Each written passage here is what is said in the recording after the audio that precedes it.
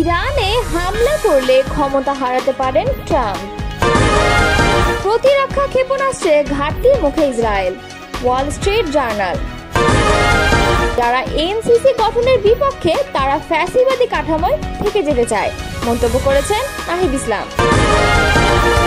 তত্ত্বাবধায়কের অধীনে স্থানীয় নির্বাচন হলে একমত জামায়াত। এতক্ষণ শুনছিলেন সংবাদ শিরোনাম, এবারে বিস্তারিত।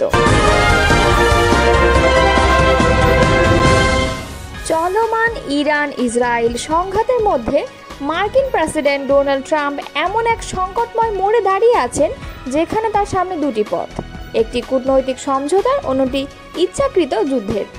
এমনই মন্তব্য করেছেন ইউরোপীয় পররাষ্ট্র বিষয়ক কাউন্সিলের জ্যেষ্ঠ বিশ্লেষক অ্যালি জেরেমায়ের। তিনি সিএনএনকে বলেন, এই ধরনের মুহূর্তে নেতাদের সবসময় একটি পছন্দ থাকে। অতীতেও ট্রাম্প ইরানের সঙ্গে যুদ্ধের দ্বার প্রান্তে থেকে ফিরে এসেছে, এখনও তিনি সেটি করতে পারেন। তবে তিনি সতর্ক করে বলেন, যদি ট্রাম্প ইরানের পারমাণবিক স্থাপনার উপর হামলা চালান তাহলে ইরান সেটিকে সরাসরি যুদ্ধ ঘোষণার সমতুল্য বলেই দেখবে। প্যান্ডোরার বাক্স মূলত একটি গ্রিক পুরাণ ভিত্তিক রূপক বা উপমা, যা এমন কোনো কাজ বা সিদ্ধান্তকে বোঝাতে ব্যবহৃত হয় যার ফলাফল অপ্রত্যাশিত, অনিয়ন্ত্রিত ও বিপর্যয়কর। গ্রিক পুরাণ অনুযায়ী দেবতা জিউস প্রথম নারী প্যান্ডোরাকে সৃষ্টি করেন এবং তাকে একটি সিন্দুক দেন। তাকে বলা হয়েছিল এই বাক্স কখনোই খোলা যাবে না, কিন্তু কৌতূহলবশত প্যান্ডোরা সেই বাক্স খুলে ফেলেন। তখন সেই বাক্স থেকে বেরিয়ে আসে রোগ, দুঃখ, দারিদ্র্য, যুদ্ধ, মৃত্যু ইত্যাদি পৃথিবীর সব বিপদ ও দুর্ভোগ। শুধু একটি জিনিসই ওই বাক্সে থেকে যায়, তা হলো আশা। আজকের ভাষায় কেউ যদি বলে this will open Pandora's box, তাহলে এর অর্থ হলো এই সিদ্ধান্ত বা কাজ বিপজ্জনক, কারণ এটি একবার শুরু হলে তা নিয়ন্ত্রণের বাইরে চলে যেতে পারে এবং ভয়ঙ্কর পরিণতি ঘটতে পারে। এটি মূলত পূর্ণাঙ্গ যুদ্ধের দিকে নিয়ে যেতে পারে, মধ্যপ্রাচ্যে আগুন ছড়িয়ে দিতে পারে, যুক্তরাষ্ট্র ও মিত্র দেশগুলোতে সন্ত্রাসী হামলার ঝুঁকি বাড়াতে পারে, বিশ্ব অর্থনীতি, জ্বালানি বাজার, শরণার্থী সংকট আরও খারাপ করে তুলতে পারে। জেরেমায়ের ভাষায়, যদি এই প্যান্ডোরার বাক্স একবার খুলে যায় তাহলে পরিণতি কোথায় গিয়ে দাঁড়াবে তা কেউ জানে না। এই যুদ্ধ সম্ভাব্যভাবে ট্রাম্পের পুরো প্রেসিডেন্সিকে গ্রাস করে ফেলবে। তার মতে ইরানের পক্ষে আত্মসমর্পণ কোনো বিকল্প নয়, কেননা ইরান জানে তারা সামরিকভাবে জয়ী হতে পারবে না, কিন্তু তাদের লক্ষ্য হবে এমন এক সংঘাত তৈরি করা যেখানে কেউই বিজয়ী হবে না, সবাই পরাজিত হবে। গত 6 দিন ধরে চলা ইসরায়েল ইরান যুদ্ধ এখন সরাসরি যুক্তরাষ্ট্রকে জড়িয়ে নেওয়ার আশঙ্কায়। ইসরায়েল ইতোমধ্যে তেহরানে বিমান হামলা চালিয়েছে এবং ইরান পাল্টা সীমিত ক্ষেপণাস্ত্র হামলা চালিয়েছে। ট্রাম্প সামাজিক মাধ্যমে ইরানের নিঃশর্ত আত্মসমর্পণ দাবি করে বিতর্ক তৈরি করেছে। সিদ্ধান্ত এখন ট্রাম্পের কাঁধে।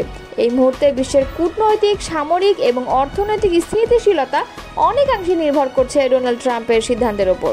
বিশ্লেষকদের মতে, যুদ্ধ যদি শুরু হয় তাহলে শুধু মধ্যপ্রাচ্য নয়, পুরো বৈশ্বিক ভূরাজনীতি, তেলের বাজার, অভিবাসন সংকট এবং আন্তর্জাতিক নিরাপত্তা ব্যবস্থার উপর তার বিরাট প্রভাব পড়বে। ইসরায়েল বর্তমানে প্রতিরক্ষা ক্ষেপণাস্ত্র আরও ইন্টারসেপ্টরের সংকট রয়েছে বলে জানিয়েছে মার্কিন দৈনিক ওয়াল স্ট্রিট জার্নাল।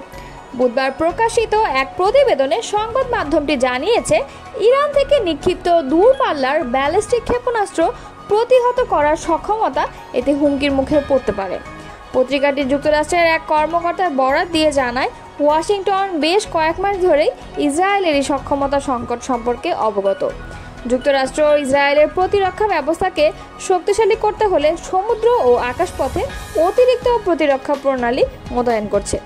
তবে ইসরায়েলি সামরিক বাহিনী তাদের গোলাবারুদ সংক্রান্ত বিষয় নিয়ে কোনো মন্তব্য করতে রাজি হয়নি বলে প্রতিবেদনে জানানো হয়েছে। এদিকে গত রাতে ইসরায়েলের দিকে হাইপারসনিক ক্ষেপণাস্ত্র ফাত্তাহ-1 নিক্ষেপ করা হয়েছে বলে জানিয়েছে ইরানের ইসলামিক রেভলিউশনারি গার্ড কোর।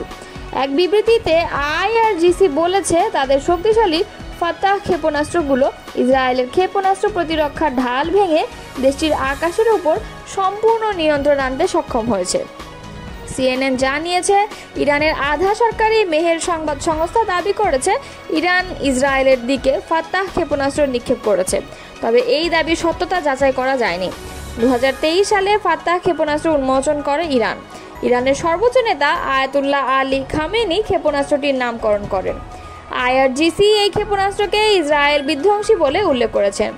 এটি উন্মোচনের সময় ইরানের রাজধানী তেহরানে একটি বিশাল ব্যানার টাঙানো হয়েছিল, যেখানে হিব্রু ভাষায় লেখা ছিল 400 সেকেন্ডে তেল আবিবে।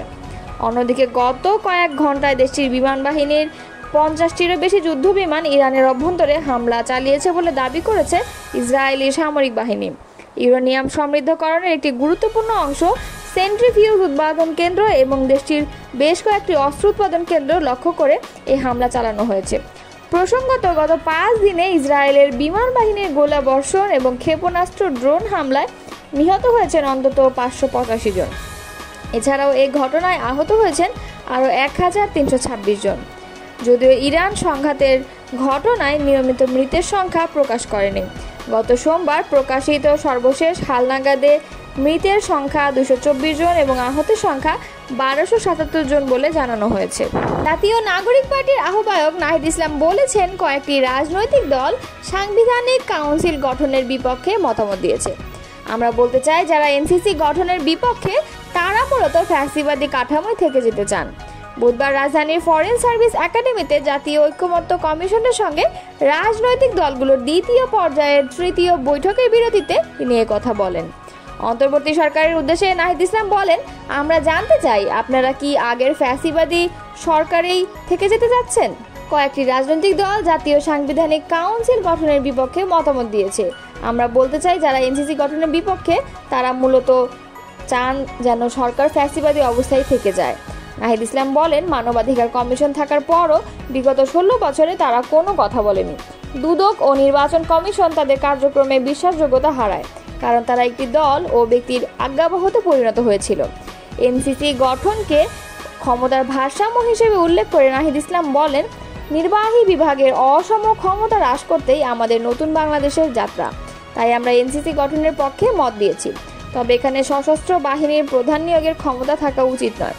পাশাপাশি এনসিসিতে রাষ্ট্রপতি ও প্রধান বিচারপতিকে রাখা উচিত নয়।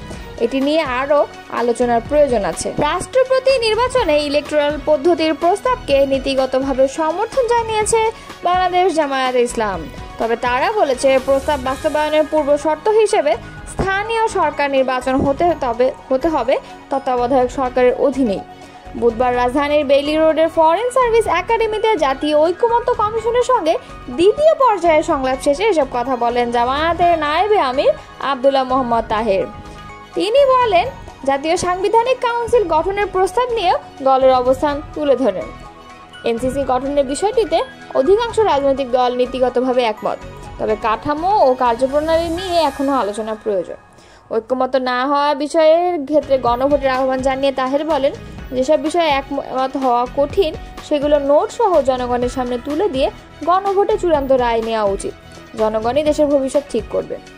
এদিন সংলাপ শেষে অংশ নেয় বিএনপি, জামায়াত ইসলাম, এনসিপি, ইসলামী আন্দোলন, নাগরিক ঐক্য, এবি পার্টি, বিপ্লবী ওয়ার্কার্স পার্টি, গণ অধিকার পরিষদ এবং রাষ্ট্রপতি নির্বাচন প্রক্রিয়া ও আগের অসমাপ্ত বিষয়গুলো নিষ্পত্তি।